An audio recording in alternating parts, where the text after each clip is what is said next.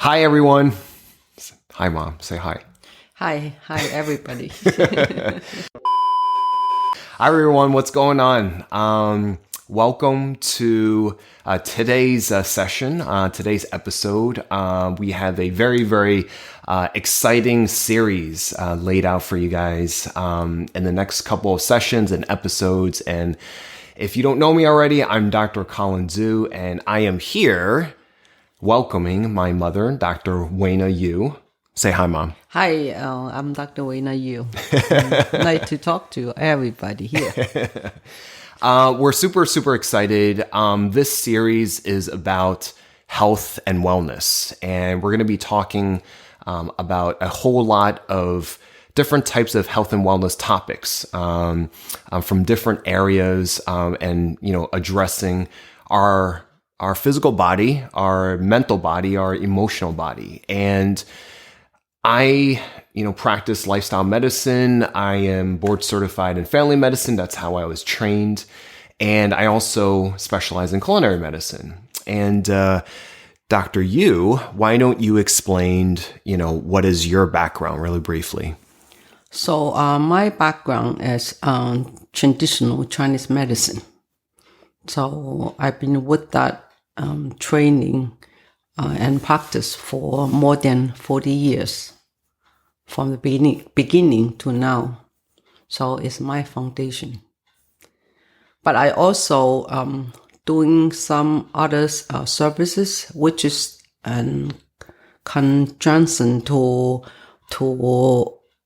our body health need. I also do the nutrition response testing, which is used in kinesiologists, and to help people for the health concern. I also doing the true cellular detox, and for people have cellular toxicity need. So I also doing emotional therapy and to help. So we have a lot of different services, but you can tell we both are devoted for people's health. That is the reason behind it. Mm-hmm. Right? Mm-hmm, mm-hmm. So we work together, and Dr. Weina Yu is the founder of the Yu Center for Lifestyle Excellence, and I am the director for the Yu Center for Lifestyle Excellence. And we are currently based in Southern California, and we're excited to talk more about it through this series. So throughout the series, you're going to learn about different topics. Please click on whichever topic resonates with you. And between me and Dr. Yu, we're going to be talking about it from different angles, because I think it's very important to look at multiple perspectives and look at it from a different angle. I think that makes it fun. I think that makes it engaging, and it gives us options to be able to just really understand the body from a holistic point of view, to be able to just look at it from different angles. So we're really excited. But today we're going to dive deeper to understand, where does Dr. Yu come from? And I wanted to know, how was she raised? How does she, go into traditional Chinese medicine? And I wanted to go deeper into that. So my first question to you is, you were not born in America, right? You were born in China, specifically Hong Kong, right? So can you tell me what health and medicine is like in China and Hong Kong during the time that you were growing up? Like, how do people look at medicine? How do people look at health and wellness from the Chinese point of view? So for my grow up, and I only remember Chinese medicine first. Mm-hmm. I did not know any Western medicine until I grew up. So traditionally in Hong Kong, everybody used Chinese medicine, cook herb, and they sell on the street. They go to the doctor. They purchase the herbal home, then they cook them and they give to the kids because that's the liquid after you cook, and it's made easier for kids to swallow, and it's no side effect and more effective. It's so common then, and everybody they know seasonal prevention and anything and any food and different season to eat. So we all educate since we were young. So that's like a root knowledge for Chinese people when they grow up and in a traditional and medicine way. So it's very familiar from nobody don't know Chinese medicine is the good way to help their health. Let's put it this way. It's very common. Very common. And when I grow older, because like this popular, when I was young, I don't consider it my health, right? But my background is a little different because I grew up in parents, divorced family. So I don't have parents taking care and grow up. So I became a parent for my sibling, younger sibling at home. So in very young age, I think when I was teenage, I already have to found a way how to release my siblings' sickness and not heal them, but I have to go to find a doctors and in China, then they clinic is not open. Just walked in, you have to get the number overnight, and they only take maybe 100 people a day, and then we have to stand there, get the number overnight. See, you can get within 100 number, right? If you get 101, then you waste the night. You're standing outside. So it's kind of like getting a number in the butchery, here in the supermarket. It's like taking a number and you have to wait outside. What was the lines like when people waited? Like what was that like? People have Black Friday here. Black Friday. people waiting just like that because then the people that have no way, they don't have very little knowledge how to help themselves. So once they need to see a doctor, it's not any prevention can do it. They have to see a doctor. It's like a moderate. It's not a mild problem. So, for example, if my sister, every time she got period, then she passed out. Then I don't know why. And my babysitter, she cannot breathe because the lung is full with the fluid. Right? So this kind of problem, we have to go to see a doctor. Any prevention is not going to do a job, right? And so on, anything, and they foul and they broke the knee, any of those things. In very young age, I have to be a caretaker for them. So in my very young mind, I said, if I'm the doctor, I probably don't have to wait overnight on the street. I already know what to do. So you don't have to wait on that Black Friday type of line. Yeah, I don't have to wait on the street overnight and make them disappointed because if the number over 100, then I don't have chance. They still have to suffer another day. I have to go another day for another life, So it makes me very strongly want to take care. Luckily, I was healthy then. Then I felt anybody have more health problem than me, So then very strongly, I have the desire to help people's health. And I always participate for their health concern and bring them to the doctors and very observing how doctor taking care of them and learn something from it, So I accumulating those experience in my very young age. I think as 11, 12 then.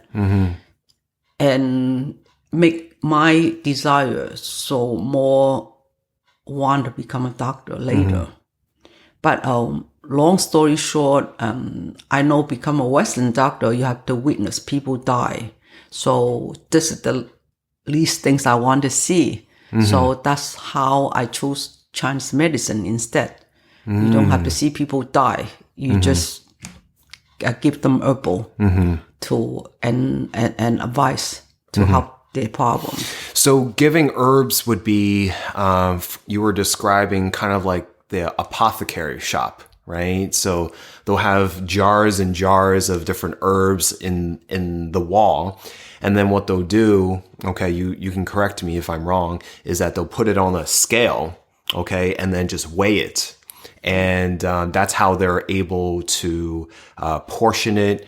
Sometimes they might, dangmat or, actually post diagnosis. Yes. Right. At the tongue, diagnosis, eyes and lip, and voice, the appear of your face, color of your face, color of your eyes, and the spirit of your eyes. Somebody look really tired, somebody eyes look pale and light color, So that's all information we can observe to tell how's the person's health, Then for that, in my very young age, I witnessed my babysitter decline for her health, every single year.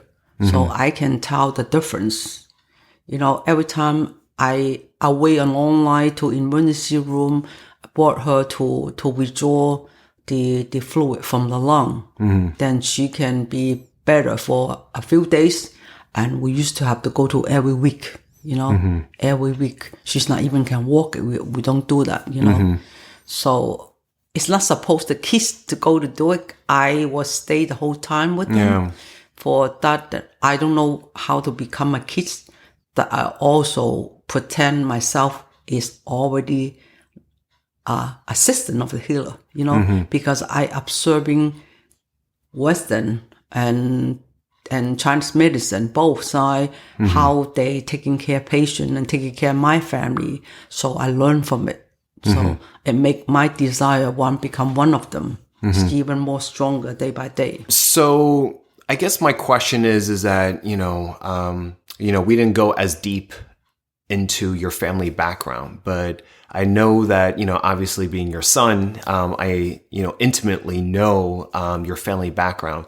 So to kind of share with the audience, why can you explain a little bit more on, why was your siblings' health not as great, not as healthy at the time, that you feel like you needed to take care of them, better, which made you go down the road of needing to go into Chinese medicine? Like, what was it about the environment? What was it about the upbringing? What was it about, taking care of your siblings, that made you go more into it? Were they not as healthy all the time? Were they sick all the time? And why? Not all the time, but they have my sister, my younger sister, she was 5 years younger than me. She always had tonsillitis because she always had fever and cough. So for that, then the doctor want us to consider it, took her tonsil off, So then I don't know what that mean after you have lost the tonsil and how do they do it, So, but for repeating high fever and cough, and that's the problems. And then I sent her to the doctor to do the procedure. Holy. They have no anesthesiologist procedure. They only give you one ice bucket. So you bought 8 ounce milk. For that time, milk is so rarely we can have and no money to buy it.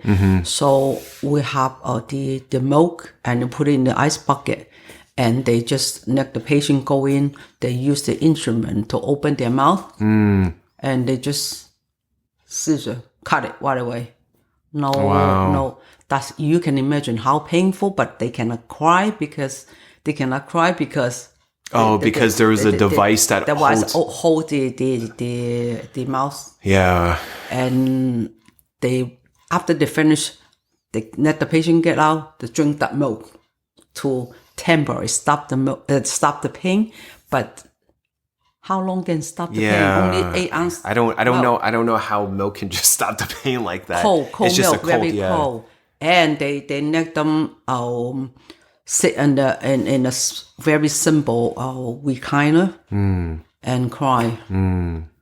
4 hours, she did not stop crying. So, witness this kind of things, then break my heart. I'm just a human being like you and I. Just like normal people, we have ups and downs. And another instance, she broke her knee. She tear the meniscus. She cannot walk. So I have to. Then I was 16 years old. I had to carry her to the doctor because if you pay for surgery, we cannot afford because my parents are not there, right? Only the babysitter doesn't have money. So we chose to use acupuncture instead for anesthesia. So for that, then she finished the surgery for the knee, the meniscus and repair. Then the whole rehabilitation, I'm with her. How to use the crutches, how to walk. So that I was involved to this. It made me observing. I have to know more to help my sister, to help every of my siblings how to overcome their health problems, and instead. So I start my parenting since I was like younger than teenage. So I don't expecting myself like a kid. Yeah. I treat myself like parents. So I went to their parents meeting, and the school said, "Where's your parents?" I said, "I am the parents because I don't have parents here. I don't know where they are, So for that, then I always become a healer, the health provider, provide health and help for people. So that is day by day became my nature. It's now became my life now. Yeah. So it merged. I felt I don't know anything else because Yeah. So more and more, I feel I have to learn more too to help different kinds of people and help different condition. Yeah. And I want to have big fancy diploma award to see how many certificate I get. Yeah. It's my toolbox. It's represent my toolbox for my patient need. Because I always want to be there for them. If they can feel better, it make my day. Yeah. I think it's a very so number one, I obviously know the story, and it's a very heart-wrenching story because I know that and this is another time for another time, but I know that you grew up with separated and divorced parents, and so a lot of times you had to become the parent, like you said, to step up and be able to kind of take care of others. You didn't have time to be a kid, a teenager, an adolescent. You didn't have the opportunity to kind of grow up, but it gave you it gave you pain points. It gave you like a foundation to grow off of because it started from pain. It started from, seeing your loved ones, your sisters, you didn't want them to not get taken care of. You wanted to be the doctor, and that motivated you to go on this path. So, so I'm obviously very grateful, being your son, to be able to, hear that story. But I just wanted to share that, with everyone to see, where the core of, who you are comes from, in terms of how you became a healer, and how you look at, people. So I want to go deeper. We can, I definitely want to share more stories in future episodes, but, I want to go deeper into traditional Chinese medicine, which is your first level of your healing practice, right? Can you explain to the audience, what made you, get interested in traditional Chinese medicine, and who were the teachers that you found? So what made me, as I said before, I'm more taught to Chinese medicine. I want to become a doctor to help my family, right? But I became a Chinese medicine doctor instead, because I don't want to simple mind. I don't want to see people die. I don't want to witness people die in front of me. And to become a doctor, Western doctor, you always have that chance.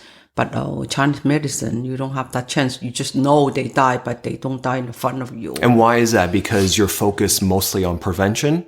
Yes, we focus on prevention and not the emergency. Emergency, we don't use Chinese medicine that often. Yeah, we do, but it's more advanced formula. More advanced formula, just like those herbal, you don't use, and at least the people is really, really sick. We have different stage of the herbal training, and herbal training is very, I like it because it's very thorough, So as a thorough people myself, I really like the technique, and the training is very thorough. So I like to dig deep to how to solve the problem perfectly. I'm very professional. And because Chinese medicine, they absorbing so much detail.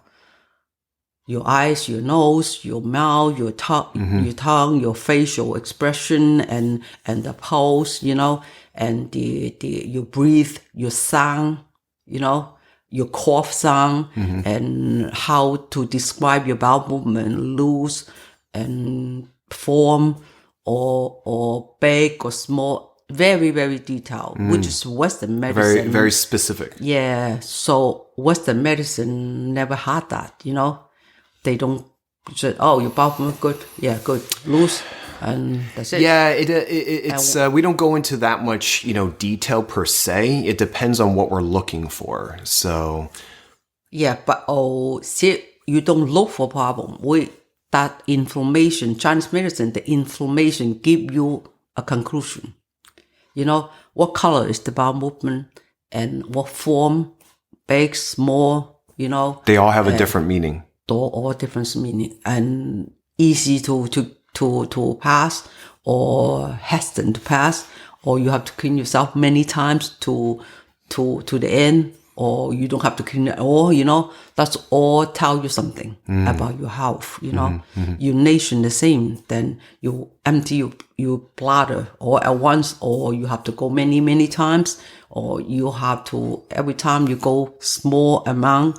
The value of the nation, or the smelly, the color, all is the information tell us how is the person's health, So is the tongue color.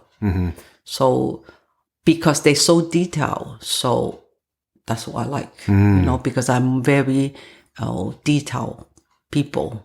I like to detail oriented. Yeah. I really like to taking care people thoroughly. So how does, during your time, I'm sure it's different now, but what was the process of getting into school? What was the process of training like? How many years? Is there a certain number of patients that you have to see? Like how did one person start this process, and what did it take? So normally, if you have money to pay the tuition. So for 5 years, 1 year is the residency for Chinese medicine, 4 years in the medical school. For me, because I don't have money, I have to work and pay class, work and pay class. It took me almost 10 years to get there. You couldn't do it in one sitting. I don't have money. I don't have money because my parents, it's not even, I don't know where they are. Since they divorced, so we all the siblings get abandoned from my parents. We don't see them at all for years, So we have to be independent by ourselves. So have to go out to work. I started working to support the family since I was 18, 19, to pay for the bill, have to try to see what bill I have to pay and a monthly. Yeah. And plan how to use my money, small little money, to pay for class for the school. So that's how I chose the night school, because I can work during the day and go to school at night time. And which is the night school, it's a cheaper class. Night school. Yeah, so took me that long to finish. Yeah. And who were the types of teachers, that you found? Because I know that you had two masters that you followed, two sifus, right? Yeah, I have. I got the best of the master for traditional Chinese medicine, who was the one of 50 in the whole state, famous doctor. In the whole province? Province, just like American New York State. You see how little. But top 50 in the province. Yes. Right. Okay. So this the one he was specialized for infertility. So he also specialized for a lot of things. See, he's been seeing patient 40, 50 a day because he's so needed. People line up to see him. They don't want to see anybody else. So luckily, then seeing him, I also assistant of him to learn. So I get a lot more chance to get from him. So Chinese medicine formula is, they have a formula 8 ingredients or 12 ingredients or less, right? But ingredients, we'll have to learn how much weight for each herbal is appropriate for each patient. Kids is different, and people get older. If their body is weaker, we cannot use more dosage, and what time to eat the pills, what time to how to cook them is all knowledge. You cook them briefly or you cook them for hours, all difference. For say, for example, if you cook something for people who have a cold and flu, you only need to cook those things less than 30 minutes. But if you want to nourish the people health, give them nourishment to help the organ, you need to cook 2-3 hours. And taking pill, taking herbal, different time is a different use. And nighttime for more nourishment, and daytime is for cleansing. And seasonal, same thing. We don't nourish people in the summertime because you're sweating, and we only nourish people in the wintertime because you more restore and stay home, not too much activity. So those is like knowledge we have to very, very thoroughly to remember and learn to apply to each patient. So that also is what I like, because I'm exactly like that kind of person to taking care of people. So that's how I go deeper to learn more Chinese medicine to enhance my skill. For Chinese acupuncture is one part of Chinese medicine. So every Chinese doctor, they have to know how to do acupuncture. And then you have the herbs. Yeah, we have two tools. One is herbal, one is acupuncture. That's our tool for help people's and recovery. So during, in America, when people seek an acupuncturist, there are other services that are other modalities that is part of it. I don't know how much of a part of it. Maybe you can explain, cupping, moxibustion, right? Acupressure, right? And even sometimes, Heigong, Qigong, right? Is kind of part of it. Can you explain a little bit of, how much of that, or is it the base is pretty much herbs and acupuncture, would you say? The herb is herb, right? You cook them. But acupuncture is including moxibustion and cupping. And the needles, and that's acupuncture components. The Chinese medical doctor, everybody, if they graduate from medical school, they have to graduate from acupuncture course. That's the course. Acupuncture only the course of the Chinese medical doctor, but in here the opposite. The acupuncture leading everything. No, if you are not the medical doctor, you don't do acupuncture because you don't have theory. Because acupuncture, you have to have the technique and skill how to formulate the pressure point.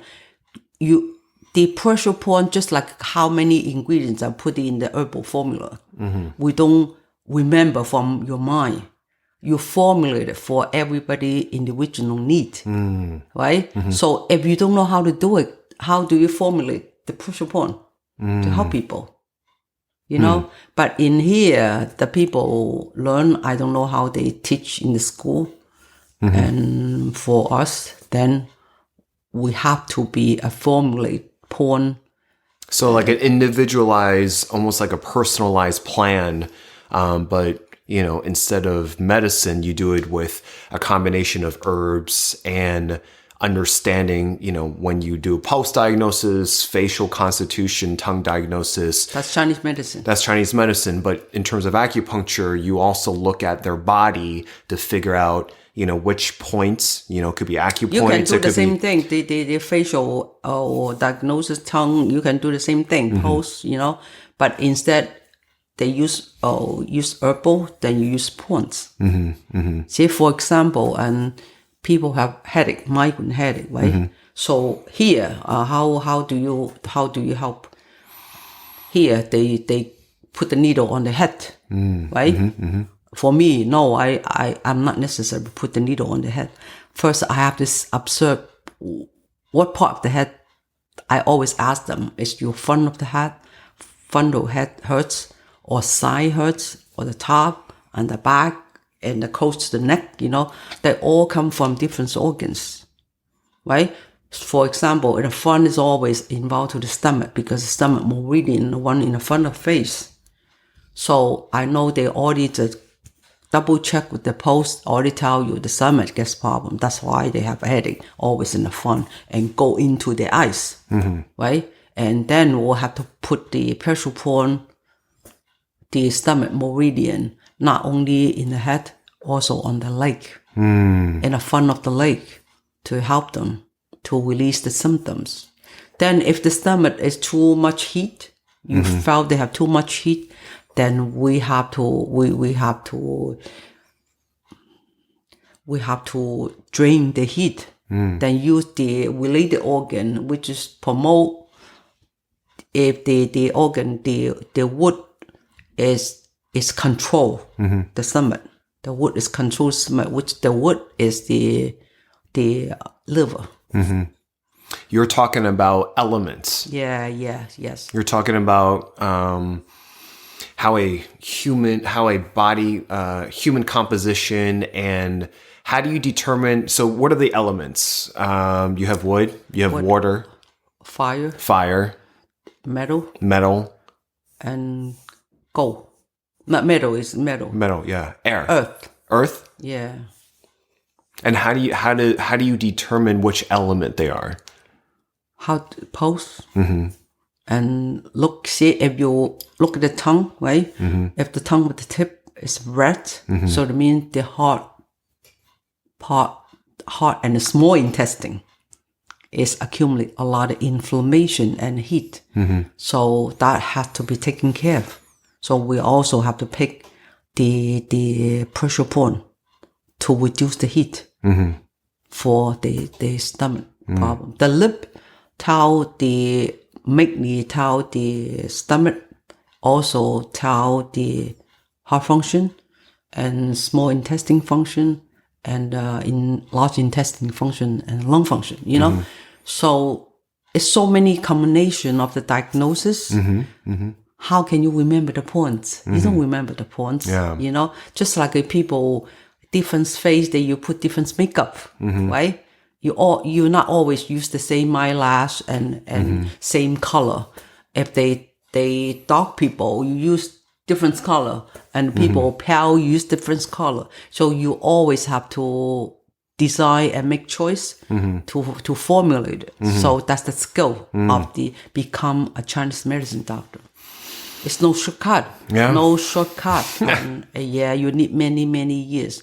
We post-diagnosis, we have to learn more than 10, 20,000 people's post. And otherwise, you never can tell what's the difference, you know. Same as anything else. You look at the eyes, you know, what eyes just a pupil. And why black and white? What is difference?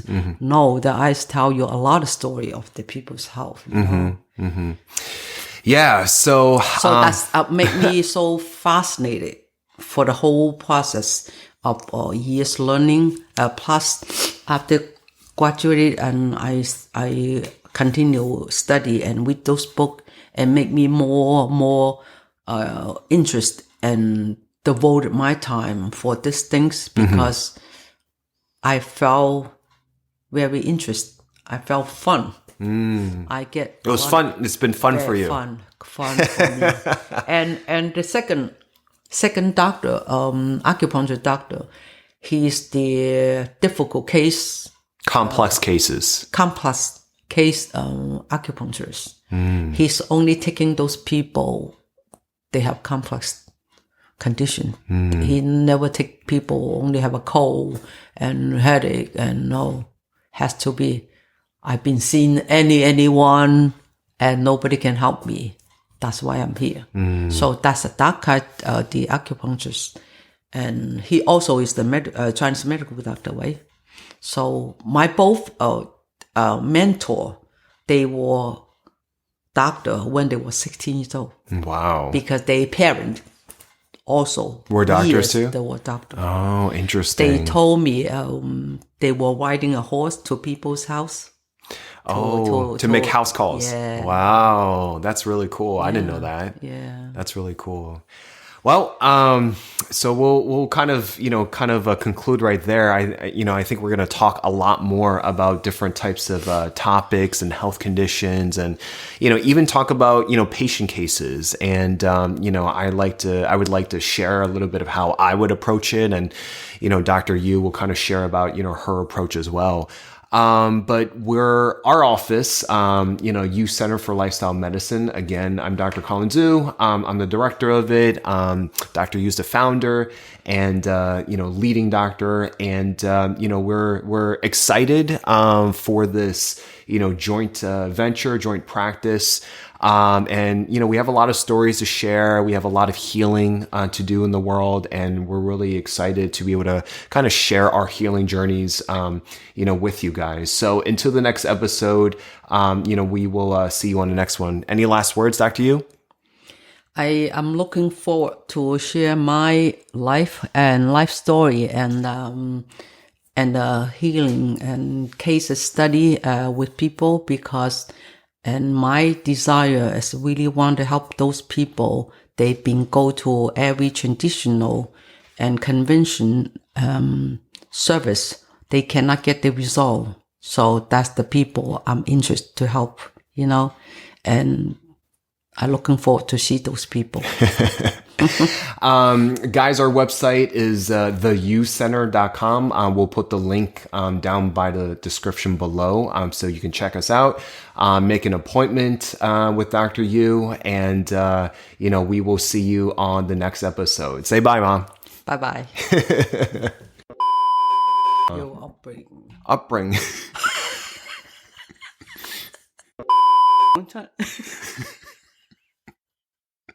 Mommy, stop laughing. Stop laughing.